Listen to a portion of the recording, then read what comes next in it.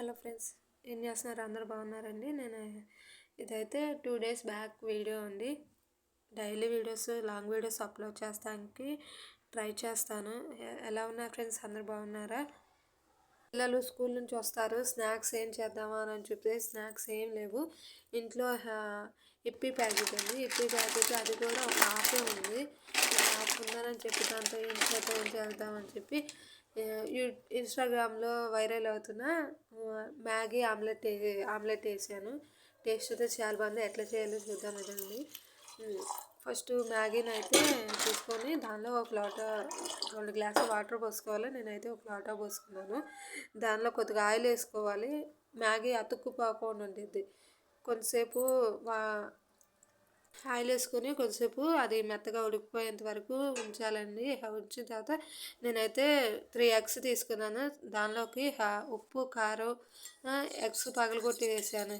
ఆ ఎగ్స్ మొత్తం ఇచ్చేసుకోవాలి. మొత్తం గులకరిచ్చేసుకోవాలి. మొత్తం మ్యాగీ పౌడర్ ఉండేది కదా, అది కూడా మ్యాగీ పౌడర్ కూడా వేయాలి. మ్యాగీ పౌడర్ వేస్తే ఇంకా టేస్ట్ చాలా బాగుంటుంది.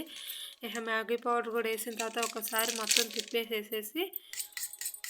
మొత్తం తిప్పేసుకోవాలండి.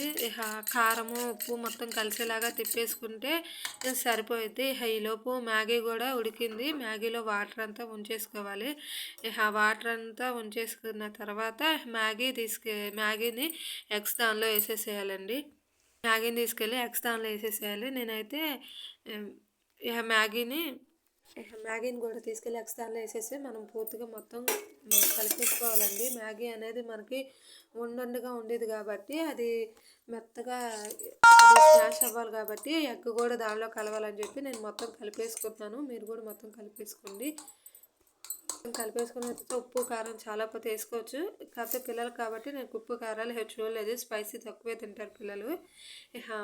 స్టవ్ మీద ఒక దోశ ప్యాన్ పెట్టుకొని ఆయిల్ వేసుకోవాలి.